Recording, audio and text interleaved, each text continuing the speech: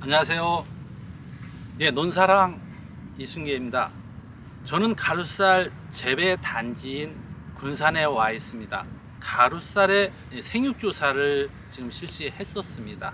출수기는 호남 지역에서는 8월 24일, 영남 지역에서는 8월 28일로 되어 있는데 올해는 출수기가 2 내지 3일 정도가 빠른 상태로 전개되었습니다. 수수 현황을 볼 것 같으면 이 가루쌀은 간장이 76cm, 또 이삭의 길이가 23cm로 되어 있는데 전체적인 키의 크기는 80cm 정도를 상회하고 있습니다.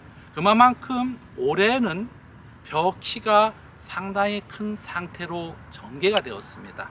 반면에 벼의 수수는 이 가루쌀의 평균적인 수수는 11개인 반면에 전체적인 포장의 수수는 13개 내지 15개의 범위로서 기존의 가루쌀이 가지고 있는 수수보다 많이 전개가 되었습니다. 수수와 영화수는 전개가 많이 되었는데 출수하고 나서 천립중의 비율은 앞으로도 조사를 해봐야 될 것 같습니다. 근데 가루쌀의 출수 후 50일 동안의 등숙 적산 온도는 1000도에서 1100도 사이입니다. 그런데 벼의 천립중은 출수하고 나서 25일까지 직선적으로 올라가고 35일을 정점으로 해서 이제 수분이 빠져나가기 때문에 감소가 됩니다. 일교차가 크고 출수하고 50일 동안의 등숙 적산 온도가 22도가 유지돼야 쌀알의 천립중이 증가가 되는데 올 같은 경우에는 온도가 상당히 높았습니다. 주간의 온도도 높고 야간의 온도도 높다 보니까 쌀알의 천립중이 떨어지는 그런 경향인 것 같습니다. 임실 비율도 이 가루쌀이 75%에서 80% 범위지만 임실 비율은 상당히 높게 나왔습니다. 다만 올해는 홍명나방과 유화명충, 문고병의 발생이 상당히 심했던 한 해입니다. 그 해의 기상에서 온도가 높으면 충의 발생이 많고 온도가 낮으면 병의 발생이 많아지는 경우인데 올해는 온도가 높다 보니까 홍명나방의 발생이 상당히 문제가 됐습니다.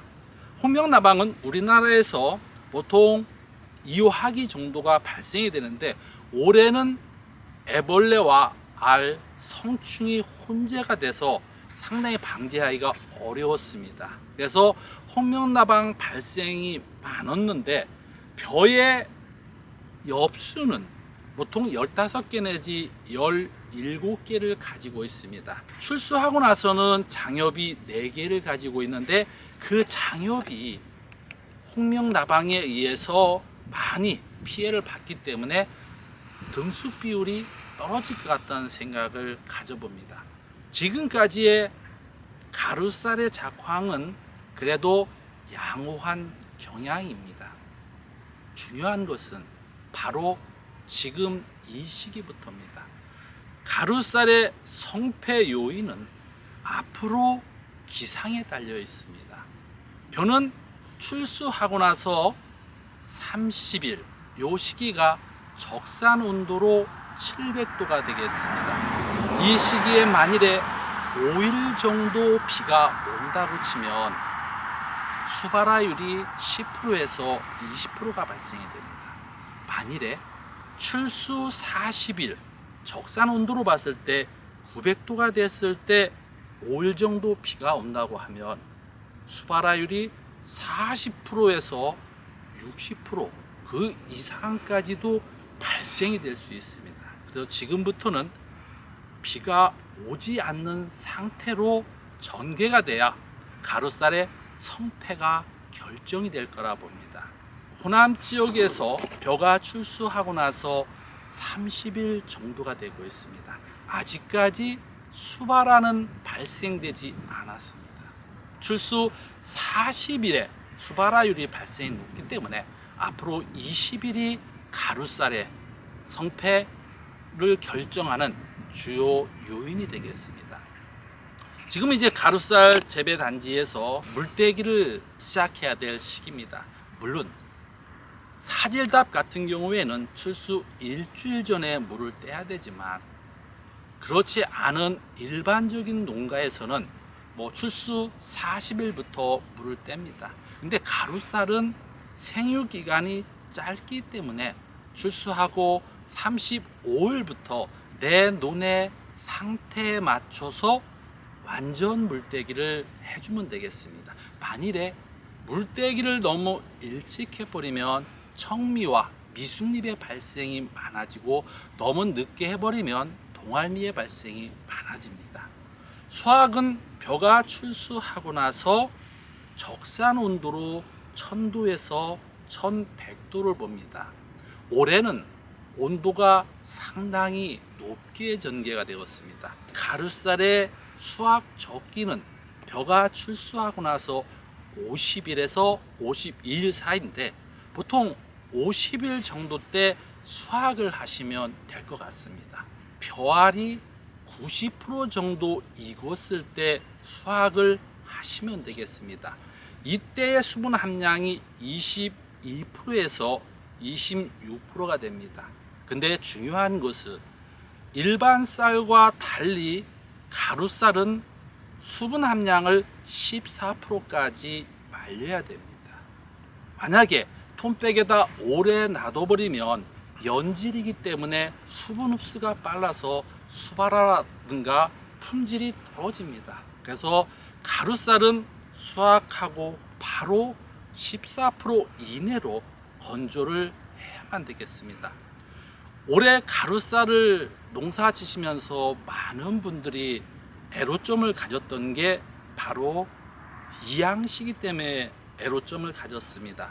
이양 시기가 6월 25일부터 7월 5일 사이에 이양을 하다 보니까 다른 농가에서는 벼가 상당히 많이 커 있는 상태에서 이양을 하고 벼 포기가 벌지 않으니까 마음을 졸였던 그런 한이었던 것 같습니다. 농촌진흥청에서 새로운 가루쌀의 품종을 개발했습니다. 아미면이라고 쌀 수량이 724kg입니다. 그 벼는 장립형으로서 통일형입니다. 이양 시기는 5월 20일에서 25일 사이에 이양을 하시면 될 텐데요.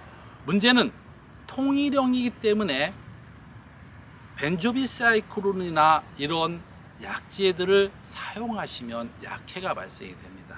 근데 중요한 것은 내년도 재배하는 것은 5월 20일에서 25일 사이에 이양을 하시면 되고 724kg이기 때문에 올해 가루쌀과 대비해서 많은 수량 차이가 날 것이라고 봅니다. 내년도에 새로운 품종을 여러분들이 재배하시면 좀 더 편한 농사가 될 것 같습니다. 올해 바로미투를 재배하기 위해서 많은 농가들이 힘들고 어려웠던 것 같습니다. 이 힘들고 어려운 것이 앞으로 기상이 좋아서 풍년 농사를 이루어서 우리 농민들의 얼굴에 웃음꽃이 활짝 피어날 수 있기를 바라겠습니다. 감사합니다.